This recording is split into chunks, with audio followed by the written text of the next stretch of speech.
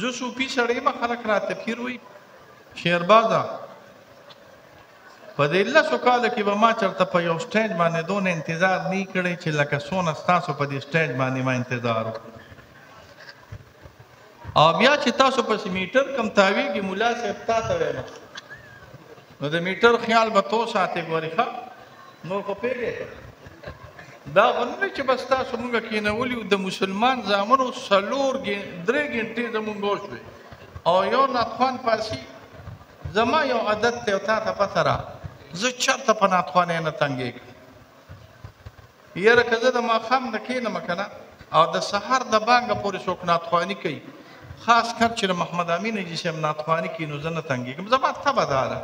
زه صوفي سړی یم خلک راته پیر وایي پیر به یا ایمه یا نیمه